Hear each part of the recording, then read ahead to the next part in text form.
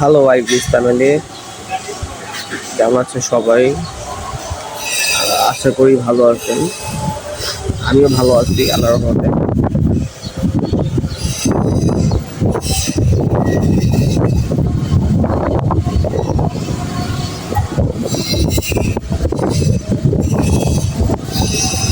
তো আলহামদুলিল্লাহ, অনেক পেশেন্টকে দেখতেছি আইবিএস থেকে বের হচ্ছে। অনেক পেশেন্ট ভালো রিভিউ দিচ্ছে যে আইবিএস থেকে ভালো হচ্ছে, 60%, 80% এরকম রেশিও পাচ্ছি। তো ভালো লাগে আর কি। তো আইবিএস এর পেশেন্টদের একটা জিনিস না করব, যেটা হচ্ছে যে আপনারা কখনো মাস্টার বেড করবেন না। মাস্টার বেড করলে আপনার যে নার্ভাস সিস্টেম, ওইটা এমনিতে উইক, দুর্বল। তো যদি আরো মাস্টার বেড করেন তাহলে ওটা আরো উইক হয়ে যায়। যারা আইবিএস এর পেশেন্ট তারা এই কাজটা করবেন না। এবং বদ অভ্যাসটা অনেকেরই আছে, এটা আমারও ছিল। এটা করবেন না, বিয়ে করে ফেলেন। যাদের যারা প্রাপ্তবয়স্ক, পারলে বিয়ে করে ফেলেন, কিন্তু এই কাজটা করবেন না। এই কাজটা আপনার শরীরের জন্য, স্পেশালি আইবিএস এর জন্য খুব খারাপ। এই কাজটা করবেন না আপনাকে। কথা হচ্ছে যে সঠিক মেডিকেশন, সঠিক গাইডলাইন্সে এরকমটা ভালো হয়। তবে আপনারা ব্যায়াম করবেন, আপনারা এক্সারসাইজ করবেন, কারণ আইবিএস এর রোগীদের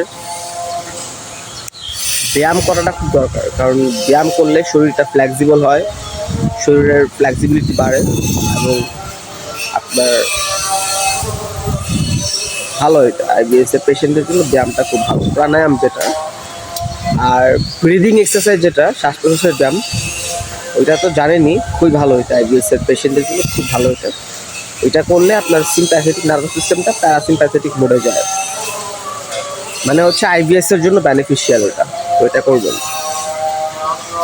আর যারা আমার সাথে কন্ট্যাক্ট করতেছেন করেন, আর যারা করেন নাই করতে পারেন। আর যারা প্রবাসে আছেন ভাই, মানে কষ্ট পাচ্ছেন প্রবাস জীবনে, আমার সাথে কন্ট্যাক্ট করতে পারেন, ইনশাল্লাহ ভালো হবেন। আর আপনারা এমনিতেই প্রবাস জীবনটা এমনিতেই খুব কষ্টের।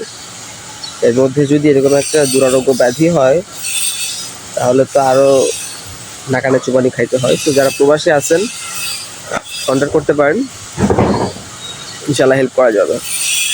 আর আইবিএস এর কথা তো অনেক বলছি, যে এটা কেন হয়, কি করতে হয়, কিভাবে কি বলছি এটা। তো আর কি বলবো। তো যারা আইবিএস এর পেশেন্ট, যোগাযোগ করবেন, মেডিসিন খাবেন, সুস্থ হবেন। ঠিক আছে? এটা মাথার রোগ ভাই, এটা পেটের রোগ না, এটা ব্রেনের রোগ। এটা আপনার নিউরোট্রান্সমিটারের কেমিক্যাল হরমোনাল ডেফিসিয়েন্সির জন্য হচ্ছে। তো এটা আপনার পেটের রোগ না, এটা হচ্ছে আপনার ব্রেনের সমস্যা। হ্যাঁ, আপনার মাইন্ডের প্রবলেম এটা। ঠিক আছে? যদি দেখাতেই হয় মাইন্ডের ডক্টর দেখাবেন, অথবা আমার সাথে কন্ট্যাক্ট করবেন, ইনশাল্লাহ এখান থেকে বের হয়ে যাবেন।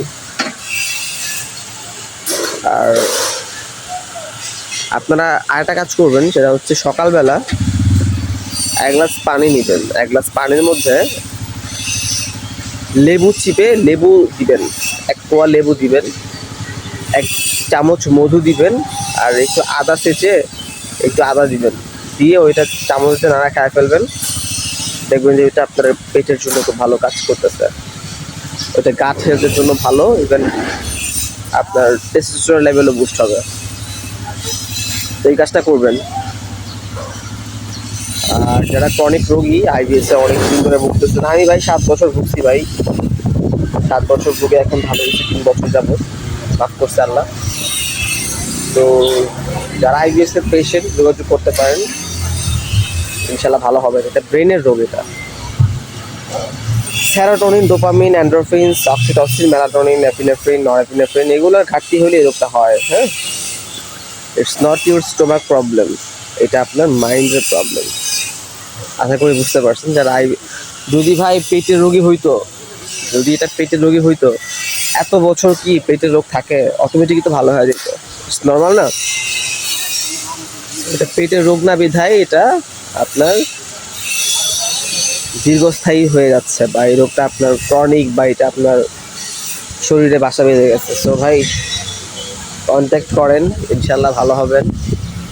আমি ভিডিও বানাই কারণ হচ্ছে আমি রিচ আউট করতে চাই যে না আইবিএসটা ভালো হয়, এটা আমি অনেক বেশি রিচ করতে চাই মানুষের কাছে, ঠিক আছে? তো ভাই যারা আইবিএস এর পেশেন্ট যোগাযোগ করবেন, ডেসক্রিপশন বক্সে আমার নাম্বার দেওয়া থাকবে, ইনশাল্লাহ ফোন করবেন, ভালো হবে ইনশাল্লাহ। সো এই আর কি। আর হতাশ হবে না, আইবিএস এর পেশেন্ট অনেক খিটখিটে থাকে, অনেক হতাশ থাকে। হতাশ হওয়ার কিছু নাই, প্রপার মেডিকেশন নিলে রোগটা ভালো হয়। তো হতাশ হওয়ার কিছু নাই, যারা অনেক বেশি হতাশ যোগাযোগ করতে পারেন, এই আর কি। তো ভালো থাকবেন সবাই, আইবিএস এর সাথে ফাইট করেন, keep fight with IBS. Allah Hafiz.